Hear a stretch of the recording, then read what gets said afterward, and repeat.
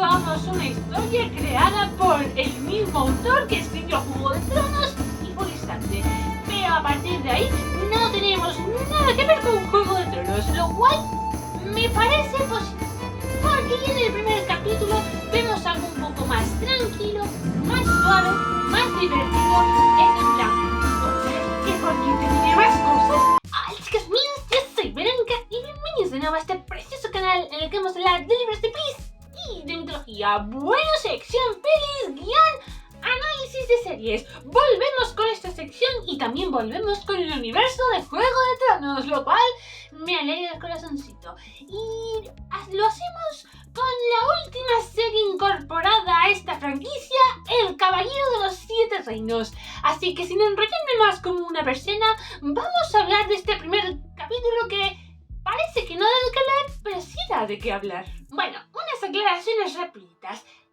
Esta serie se inspira en los relatos de las aventuras de Dan y Egg, escrita por George R. R. Martin. En España, al menos, se juntaron los tres relatos en un libro que se llama El Caballero de los Siete Reinos. De hecho, la primera temporada se compone de este primer relato que os voy a mostrar aquí en pantalla. Vale, no me he leído El Caballero de los Siete Reinos. Al contrario que con House of the Dragon, que me he leído Fuego y Sangre, esta vez voy medio a ciegas. Y digo medio porque algún dato en general yo ya me lo sabía de antemano, ya sea por menciones dentro de Juego de Tronos o porque veo algún que otro vídeo de creadores de contenido de confianza. Pero bueno, ¿por qué he dicho en un principio que parece que no da de qué hablar, pero sí da de qué hablar? Porque ya en el primer capítulo ha sido toda una declaración de intenciones. Es en plan, sí, estamos en Poniente. Sí,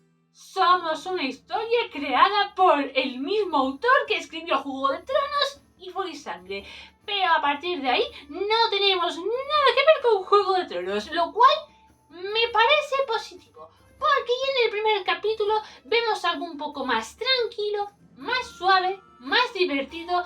Es en plan, conchales, ¿qué Poniente tiene más cosas? Porque estamos bastante acostumbrados a ver a las casas nobles aspirando al poder, aspirando a traicionar hasta el ser más querido de todos con tal de estar cerca o estar sentado en el trono de hierro. Ya sea que utilices la magia, los dragones, que es un poco lo mismo, pero para que me comprendáis. Pues aquí, en el Caballero de los Siete Reinos, esto es lo más cerca que tendremos de un dragón. Una representación teatral, lo cual me entristece, pero porque yo soy una enamorada de los dragones, pero a mí me gusta que no haya dragones. Es en plan, vamos a ver algo diferente. Además, por cómo está ambientado, cronológicamente hablando, tiene todo el sentido del mundo. Esto va después de los eventos de la Danza de los Dragones, en el que ya empiezan a extinguirse los dragones de forma definitiva. Y 100 años antes de la llegada de Daenerys Targaryen. Sé que en los libros la cronología es un poco distinta, pero HBO decidió redondear un poco la cifra, lo cual no es la primera vez que lo hace. Ya en It, Bienvenidos a Derry, lo hizo.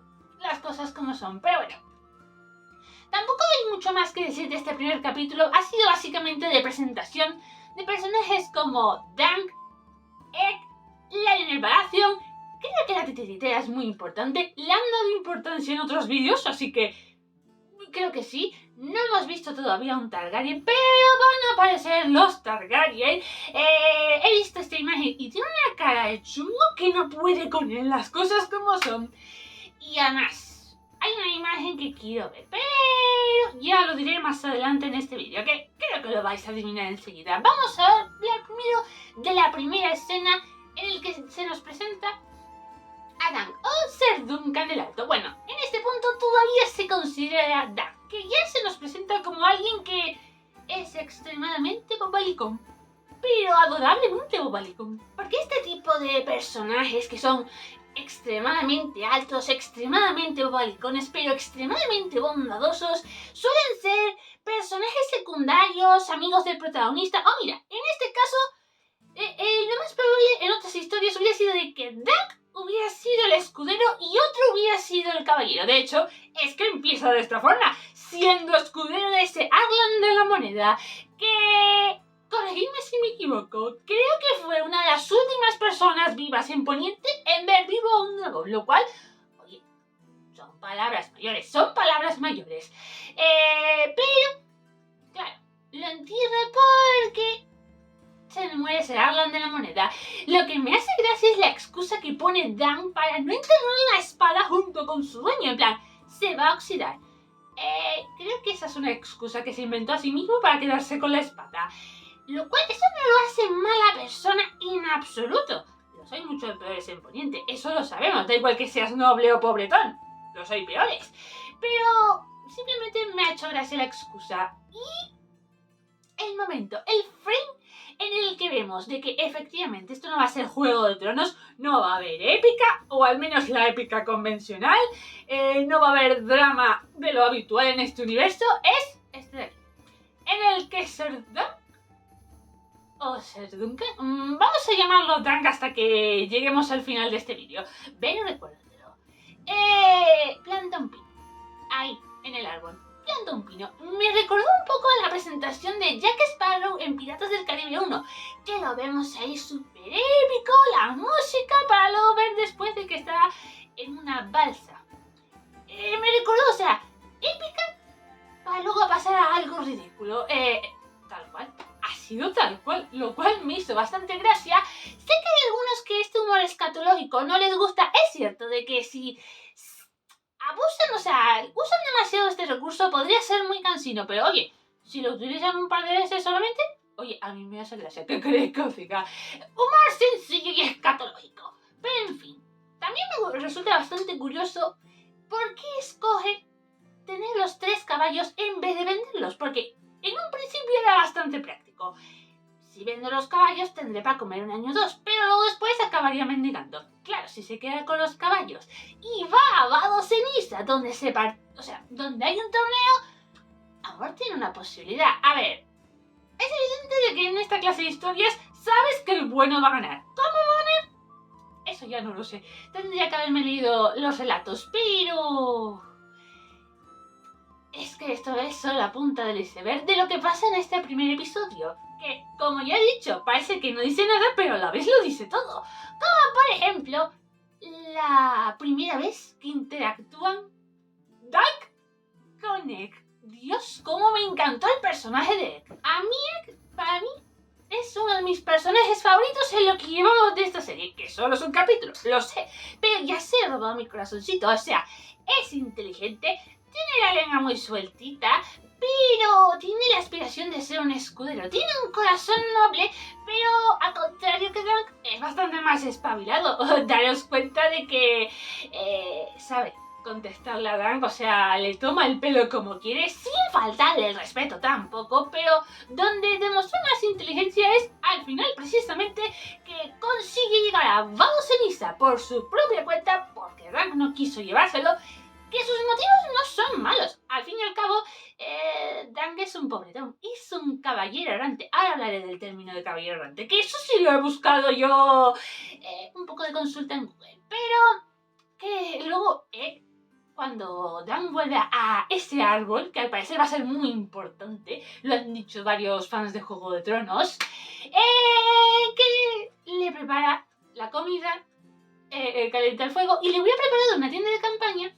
Si hubiera tenido tienda de campaña, digo, si es que, a ver, también aquí se demuestra un poco de que Dunk efectivamente es un bobelicón. La inteligencia, lo justo y lo necesario, porque, a ver, Egg tiene razón. Todo buen caballero que se precie necesita un escudero. Sir Arlan de la Moneda tenía un escudero que era el propio Dunk. O sea, vale, es pobretón, pero, tío, eres un caballero, necesitas un escudero. Egg ahí te resolvió bastante el asunto. Pero bueno, ahora vayamos a Vado Ceniza, que está en las tierras del dominio, que en este punto y en Juego de Tronos está dominado por la casa Tyrell. Veremos la casa Tyrell, lo más probable. Ya hemos visto Baratheon, sabemos que va a haber Targaryen y, bueno, unas cuantas casas más, como con el símbolo de la manzana, que de verdad, menudo idiota, porque siempre hay idiotas en esta clase de historias, desde el tipo, anda, vete para otro lado, vamos a ser un poco finos en este vídeo, para variar. Ya tenemos bastante con el pino que plantó Dank. Y ojo, que aquí Dank no lo va a tener fácil, pero es un poco más creíble que en otras historias de fantasía en el que vemos al humilde protagonista que al final se convertirá en un gran héroe. Porque aquí Dank es un caballero errante, aunque en un principio no quiero admitirlo. ¿Qué es un caballero errante? Pues básicamente en el mundo de Poniente es un caballero que, bueno, no tiene dominios, no tiene nombre, o sea, un apellido relevante, no es un noble, va de un lado a otro prestando sus servicios. Algunos son nobles, justos, digamos que podríamos considerarlos los superhéroes de Poniente, pero hay otros que se aprovechan de la condición de caballero para ser básicamente mercenarios. Por lo tanto, no está muy bien visto ser un caballero errante en Poniente.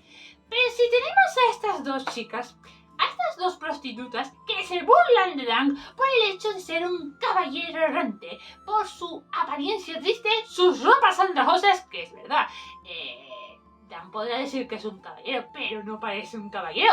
Podría haber dicho uno perfectamente: has robado la espada a un caballero, o a cualquiera que tenía esa espada. Porque hay que tener en cuenta el detalle de que nadie conoce a Sir Arlan de la Moneda, por lo tanto no es un caballero relevante. No ha sido un caballero legendario que fuera, yo que sé, un lord comandante o estuviera al servicio de una casa noble. De ahí lo de caballero errante, pero ni siquiera es un caballero errante de gran renombre, porque ha habido casos.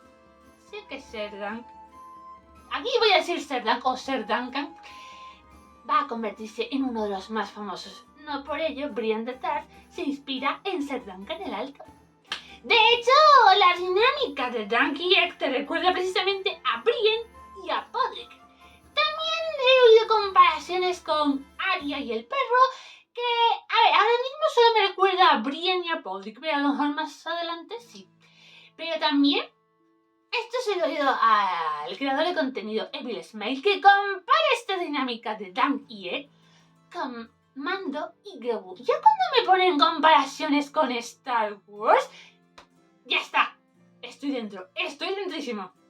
Y efectivamente, ya solo en este primer episodio sí me recuerda esta dinámica porque, vale, Mando no es tan bobalicón como Dank, pero por lo demás tiene un airecillo de noble con mercenario, bueno, más o menos, porque Dank todavía no ha hecho un encargo como para decir, sí, efectivamente, es un mercenario. ¿Será que habrá sido de uno de esos? No lo descarto.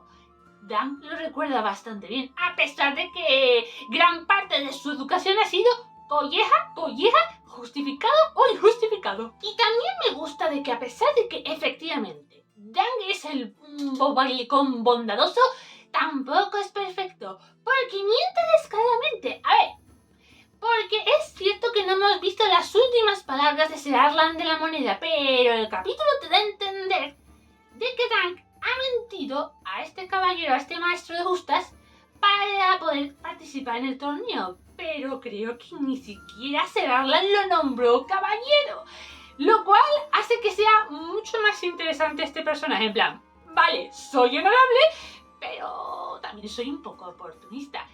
Hombre, digamos que da tanta lástima al pobre Dan que hasta el maestro de justas, que parecía que iba a ser un borde, al final acabo empatizando más o menos con él. En plan, bueno, encuentra a alguien que te avale para que puedas participar en el torneo. Tenía las miras puestas en alguien que luchó contra Darnienses. Os pongo aquí en pantalla el apellido, que para que al final no lo reconociera. Por eso digo, nadie conoce a Sir Arlan de la Moneda. ¿En serio? Aunque, a ver, podría haber perfectamente dicho, bueno, ya que me estoy haciendo amigo de este caballero que os estoy mostrando ahora mismo en pantalla, a lo mejor me avala. Y es nada más y nada menos que un Baratheon. Lionel Baratheon, la tormenta alegre, que es bipolar. ¿Este tío es bipolar? Ojo que no me cae mal, al revés. Creo que es mi segundo personaje favorito. Admito que ahora mismo en este punto Lionel Baratheon tiene un puntito más que ser Dan. Dank. Pero dijiste que Dan ha de ser hasta el final del vídeo. ¿Pero por qué? Por el sencillo hecho de que es bastante carismático, es bastante alegre, o sea, hace honor a su apellido, su apellido, a su apodo, su apellido es Baratheon, pero también está un poco trastornado. Pero, de todos modos, quiero verlo sobrio, a ver si tiene el mismo comportamiento o no. En cualquier caso, le cae bien Dank por el sencillo hecho de que ve que no quiere ganarse el favor de él, no quiere matarlo, simplemente quiere comer. Se coló en la fiesta y... claro, normal que le cayera bien. Aunque podría haberle dado un consejo más alentador, en plan, bueno, tú inténtalo. No, es en plan, no tienes opciones, no sé qué podrías hacer. Bueno, mira, algo que tienen en común Juego de Tronos, House of the Dragon con el Caballero de los Siete Reinos. Excesivamente realista en cuanto a la suerte de los pobretones. Y bueno, ¿qué más os puedo decir? Que se muestra bastante más al pueblo llano en comparación con las otras dos series. Ahí vemos a la posadera que le sirve a Dank. Luego esa escena extraña del tío que dice soñé contigo, aléjate de mí. ¿Será un Targaryen? Hombre, tiene ahí la moneda con el símbolo de la casa, así que imposible no es. Luego el tema de las prostitutas, que de verdad que esta escena fue un poco rara. En plan, yo pensé que estaban velando por una muerta. Y resulta que es la fantasía del caballero en cuestión. Eso da un poquito de miedo. Eso da un poquito de miedo. Y luego esta representación de atrás del dragón, que eso me dolió un poquito como amante de los dragones, en plan, vale, sé que no va a haber dragones en esta serie, no os recochinéis tanto. Pero creo que Dan no estaba pendiente de la hora eterna, estaba pendiente de ella, como he dicho anteriormente, pero... la verdad es que... ¿Dan va a tener romance en esta historia? No creo que vaya a haber algo íntimo. No te está dando a entender eso, pero... oye, quién sabe. Pero bueno, en cualquier caso, que seguiré queriendo ver esta serie, a pesar de que va a ser cortito tanto en número de capítulos como en su duración. Sí, por la sencilla razón de que parece interesante, parece algo un poco más calmado, que tampoco nos viene mal. Por ejemplo, Star Wars, gracias a cierta variedad, tiene historias muy buenas, historias no tan buenas. Juego de Tronos también necesita esa variedad. Tengo ganas de ver a este Targaryen, a Aerion Targaryen, que bueno, ya de por sí tiene una pinta de chungo, que bueno, es un poco propio de Targaryens, pero quiero verlo. Y también quiero ver el combate de los 7, el juicio de los 7. O sea, he visto esta imagen, Dios mío, se me puso los pelos de punta. Y en el avance, cuando vi que efectivamente Dank, aquí voy a decir Sendar el Alto, va a participar, digo, o sea que el juicio es por él. Eso ya me puso, vamos, más entusiasmada. ¿En qué capítulo saldrá lo del combate, o sea, el juicio de los 7? Tengo ganas de saberlo. Me leeré antes de que acabe esta temporada el libro del Caballero de los 7 Reinos. Poco probable porque tengo otras lecturas pendientes y pronto tengo que ver otra serie. Ya, si me seguís en el canal sabréis perfectamente cuál es. Pero en cualquier caso, sí, va a haber análisis de series con el Caballero de los 7 Reinos, indudablemente. Bueno, eso es todo lo que puedo decir acerca del primer episodio del Caballero de los 7 Reinos. Es una forma interesante de comenzar el año con las series en cuestión. No empezamos con algo súper dramático, súper intenso, que ni siquiera el primer capítulo de Juego de Tronos era calmadito precisamente, que empezó con la presentación de los caminantes blancos. Me han dicho que no van a aparecer por aquí, lo cual, visto lo visto, se agradece bastante. Me da más pena lo de los dragones que el de los caminantes blancos, pero en fin. Sin más dilación, vámonos a ir despidiéndonos. En la cajita de descripción vais a encontrar todas mis redes sociales para que me podáis ir siguiendo. Suscribiros, darle like, campanita, compartir X en esta vida y comentar qué os ha parecido este primer episodio. ¿Creéis que esto vuelve a que el fandom tenga fe en las adaptaciones del universo de Juego de Tronos? Yo voy un poquito con miedo, porque muchos empiezan bien. Ahí tenemos a Weiss y Benioff, ahí tenemos a Ryan Condal y ya sabemos qué va a pasar con estas tres personas. Parece que Ira Parker tiene pinta de que va a respetar aún más. Y hombre, es es muchísimo más corto, más sencillo de realizar, no necesita tanto presupuesto en CGI, así que facilito lo tiene. Las cosas como son, pero en fin. Eso es todo, así que nos vemos en el próximo vídeo.